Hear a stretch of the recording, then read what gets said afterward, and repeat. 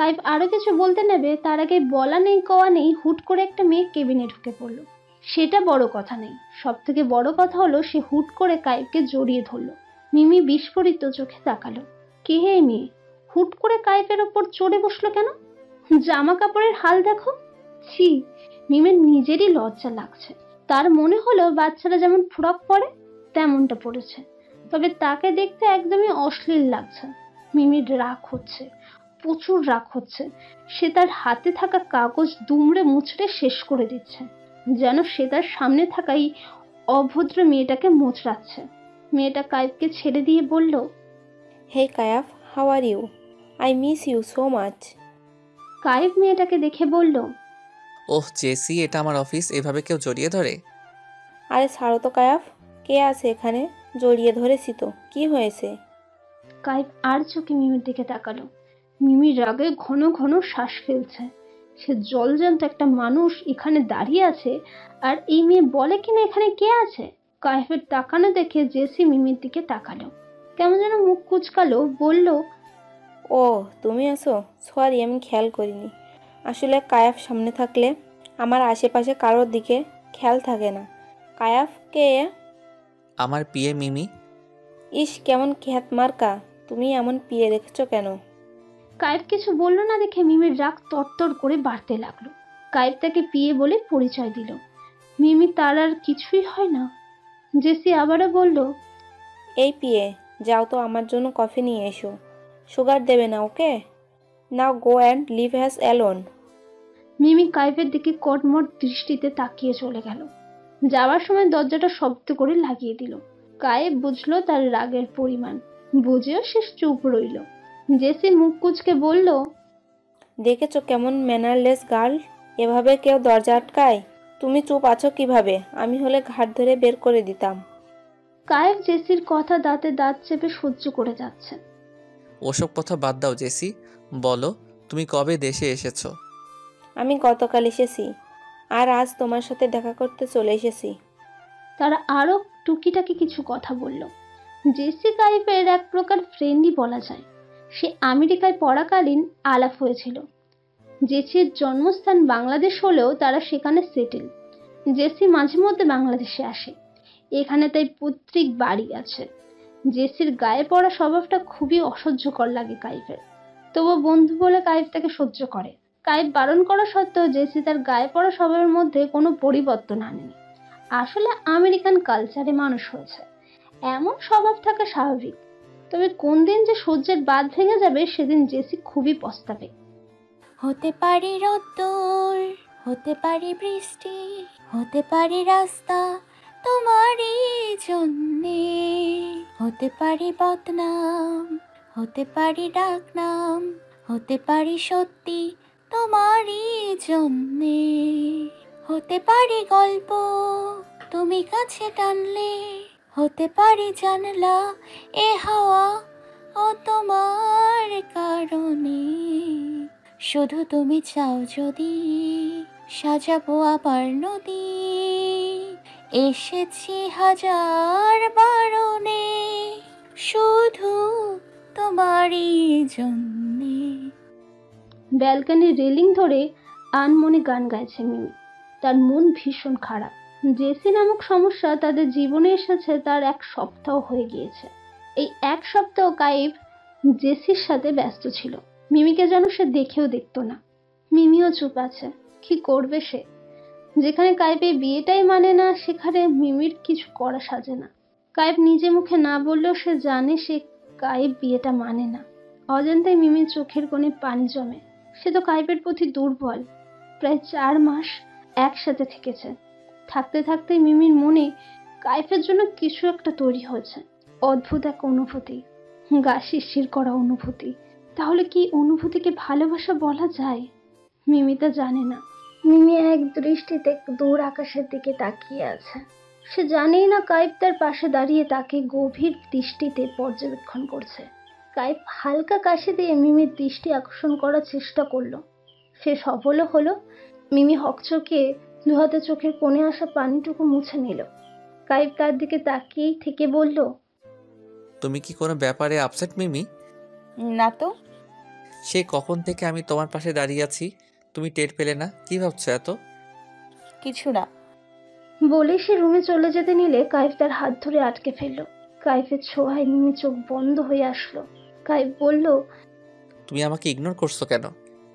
মিমি নিজের হাত থেকে কাইফের হাত ছাড়িয়ে নিয়ে তাচ্ছিল্যের হাসি দিয়ে বলল, আমি কে যে আপনাকে ইগনোর করব?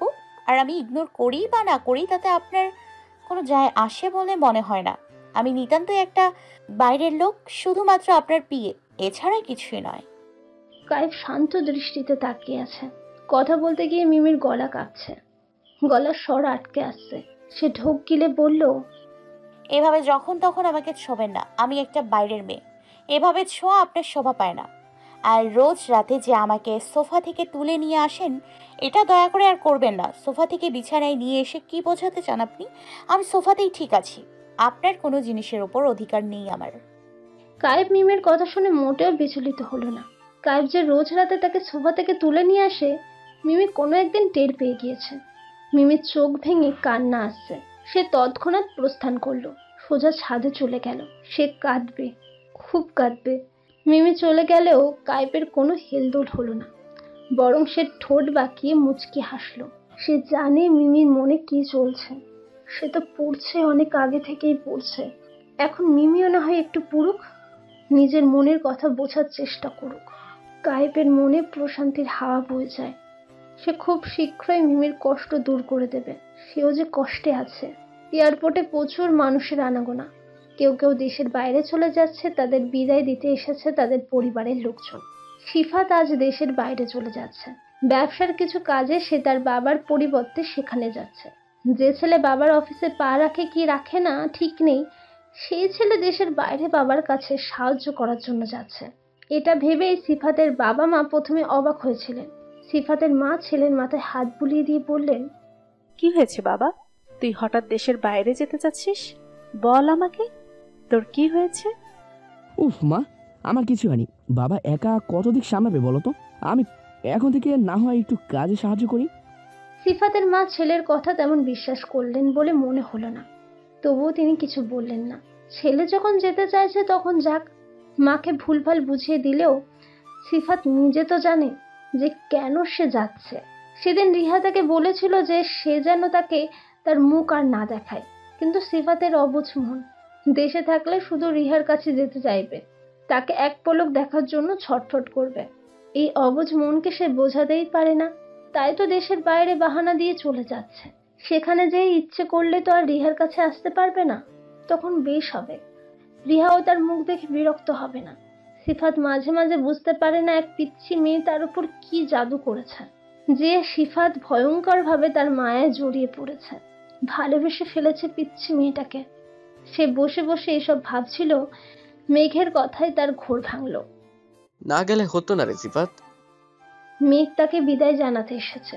সিফাত মানা করেছিল কিন্তু মেঘ শোনেনি। সিফাত শুকনো হেসে বলল, না রে, বাবার কাজে একটু সাহায্য করতে হবে, তার তো বয়স হচ্ছে।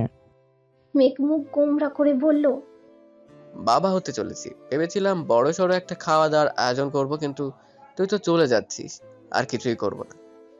সিফাত মেঘকে আলিঙ্গন করে বলল, তোকে আবার কংগ্রাচুলেশন, তুই বাবা হবি আর আমি হব চাচ্চু। আমি খুব খুশি ইয়ার। এই যাচ্ছিস আর আসবি কবে?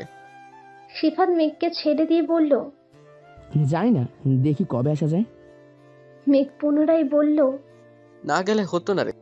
সিফাত শুকনো মুখে মাথা ডানে বায়ে নাড়ালো, লাগেজ হাতে নিয়ে উঠে দাঁড়িয়ে বলল, সময় হয়ে গিয়েছে, আমি আসছি। তানিয়া ভাবির খেয়াল রাখিস আর নিজেরও ভালো থাকিস। বলে সে সামনের দিকে এগোয়। সিফাতের বুকটা কেমন ভারী হয়ে আসছে, চোখ জ্বলছে। মনে হচ্ছে ইস, যদি একটা বার রিহাত দেখা পাওয়া যেত, কিন্তু তা হবার নয়। সিফাত চোখ বন্ধ করে লম্বা শ্বাস নেয়। হঠাৎ মনে হলো কেউ তাকে ডাকছে, কিন্তু এটা মেঘ নয়। সিফাতের বুকের মধ্যে ধক করে ওঠে। সে কি ঠিক শুনছে নাকি ভুল? সে পুনরায় ডাক শুনতে পেল, পিছু ফিরে তাকালো। তৎক্ষণাৎ বুকের ওপর থেকে ভারী পাথর নেমে গেল, চোখ জুড়িয়ে গেল। সিফাতের মনে হচ্ছে সে ভুল দেখছে, চরম ভুল। সে যখন ঠিক ভুল বিবেচনা করতে ব্যস্ত, তখন রিহা তার সামনে এসে দাঁড়ালো। উন্মাদ লাগছে তাকে, চুল এলোমেলো হয়ে গেছে, চোখের নিচে কালি পড়ে গিয়েছে। সিফাত অবাক চোখে তাকে দেখছে। সিফাতকে আরেক দফা অবাক করে দিয়ে রিহা তার কলার চেপে ধরলো। ফলে সিফাত ঈষৎ ঝুঁকে পড়লো। দাঁতে দাঁত চেপে বলল, কোথায় যাচ্ছেন আপনি? আমাকে এখানে ফেলে রেখে আপনি কোথায় যাচ্ছেন? বিস্ময়ে হতবাক হয়ে সিফাত কথা বলতে ভুলে গেল। রিহা তার কলার মুঠো করে ধরল, আক্রোশের সাথে ঝাঁকিয়ে বলল, কি হলো? কথা বলছেন না কেন? কেন চলে যাচ্ছেন আপনি? আশেপাশের লোকজন তাদের চোখে বড় বড় করে দেখছে। এতে রিহার কোনো যায় আসে না। সে ঘন ঘন শ্বাস ফেলছে। পেছন থেকে মেঘ হা করে তাদের দেখছে। কি হচ্ছে সব তার মাথার উপর দিয়ে যাচ্ছে। সিফাত কাঁচুমাচু ভঙ্গিতে বলল, আমার কলার ছাড়ো রিহা, সবাই দেখছে। রিহা তেলে বেগুনে জ্বলে উঠে বলল, না, ছাড়বো না। আপনি আমার কথা জবাব দিন। কেন চলে যাচ্ছেন আপনি? বলুন। পরেক্ষণে সে ফুঁপিয়ে কেঁদে ওঠে। ধীরে ধীরে সিফাতের কলার থেকে হাত সরিয়ে নেয়। সে আজ তানিয়ার সাথে কথা বলার সময় কথায় কথায় তানিয়া সিফাতের দেশের বাইরে যাওয়ার কথাটা বলে। কথাটা শুনে রিহার বুকের মধ্যে জ্বালা পোড়া শুরু হয়। সেদিন সে রাগের বশে সিফাতকে অনেক কথা বলেছিল, কিন্তু সে এখন বুঝতে পারে তার হৃদয়ের বিরাট অংশ জুড়ে সিফাতের বাস। সে তৎক্ষণাৎ যে অবস্থায় ছিল সে অবস্থায় এয়ারপোর্টের উদ্দেশ্যে রওনা দেয়। রিহা কাঁপা কাঁপা কণ্ঠে বলল, চলে যান আপনি, চলে যান। আপনি তো আমাকে একটুও ভালোবাসেন না। সেদিন রাগের বশে কিনা কি বলেছি, তাই আপনি চলে যাচ্ছেন? আমি জানি তো। দাঁড়িয়ে আছেন কেন? চলে যান। সিফাত হতভম্ব। কি বলছে রিহা? কেন বলছে? তবে কি তার মনেও কিছু আছে? রিহার চোখের পানি দেখে তার অদ্ভুত কষ্ট হচ্ছে। সে ঢোক গিলে বলল, রিহা আমার কথাটা শোনো, কেঁদো না। না, আমি আপনার কোনো কথা শুনবো না। চলে যান। আমি কাঁদতে কাঁদতে মরে যাব, তাতে আপনার কি? সিফাতের মাথায় ধপ করে আগুন জ্বলে উঠল। সে ধমকে উঠল। রিহা! রিহা কিঞ্চিত কেঁপে উঠল, তবুও কান্না থামায় না। সে পিছু ফিরে চলে যেতে নিলেই সিফাত তার হাত চেপে ধরে। রিয়া হাত মুচড়িয়ে বলল, ছাড়ুন, ছাড়ুন বলছি। সিফাত হাত ছাড়ে না। হ্যাচকা টান দিয়ে নিজের বুকের সাথে চেপে ধরে শক্ত করে। তার হৃদয় শীতল হয়। সকল কষ্ট নিমেষেই দূর হয়। সিফাতের উষ্ণতা পেয়ে রিহা শব্দ করে কাঁদে। সিফাতের চোখের কোণে জল জমে। বেশ কিছুক্ষণ পর রিহা শান্ত হয়ে আসে। সিফাত তাকে ছেড়ে দিয়ে চোখের জল মুছে দিয়ে বলল, পিছিয়ে মানুষ এভাবে কান্নাকাটি করলে কি আর যাওয়া যায় বলো? আমার তো ফ্লাইট মিস হয়ে গেল। রিহা চোখ রাঙিয়ে তাকালো। সিফাত মৃদু হাসে। মেয়ে এতক্ষণ দূরে দাঁড়িয়ে এসব দেখেছিল। এখন সে এগিয়ে এসে জিজ্ঞেস করলো, এখানে কি হচ্ছে? আমাকে কি কেউ বলবে? সিফাত এক হাতে লাগেজ আর এক হাতে রিহার হাত মুঠোয় নিয়ে বলল, চল, তোকে যেতে যেতে সব বলছে। বলেই সে এগোয়। মেঘও তাদের পিছু পিছু যায়। সে বুঝতে পারছে না রিহা এসে এমন আচরণ করলো কেন, আর সিফাতই বা চলে যাওয়া ক্যান্সেল করলো কেন। আজ কাইফ সবাইকে ডেকেছে, কোনো জরুরি কথা বলবে নাকি। সকলে হলরুমে জড়ো হয়েছে। সবাই উৎসুক হয়ে তার দিকে তাকিয়ে আছে। মিমি এক কোণে দাঁড়িয়ে আছে। তার মধ্যে কোনো উৎসাহ কাজ করছে না, শুধুমাত্র বুকের মধ্যে চিনচিন ব্যথা করছে।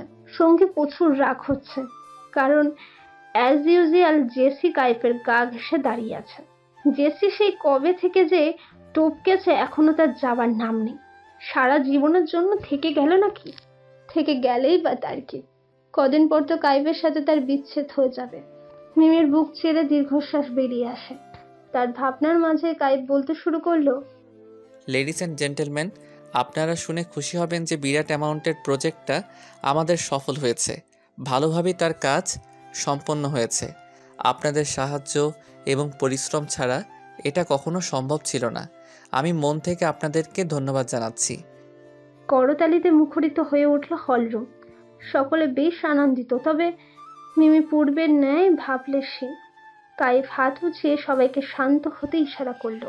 পুনরায় বলল, আমাদের এই সাকসেস উপলক্ষে একটা পার্টির আয়োজন করা হয়েছে। আগামীকাল হোটেলের রুফটপে এই পার্টি অনুষ্ঠিত হবে। আশা করি আপনারা সবাই এনজয় করবেন। And dress code is black. আমার কথা আমি এখানে শেষ করছি।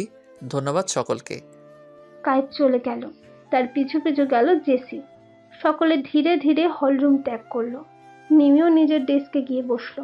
বসতেই আদিল টপকে বলল, আরে মিম, শুনছো তো যে পার্টি হবে?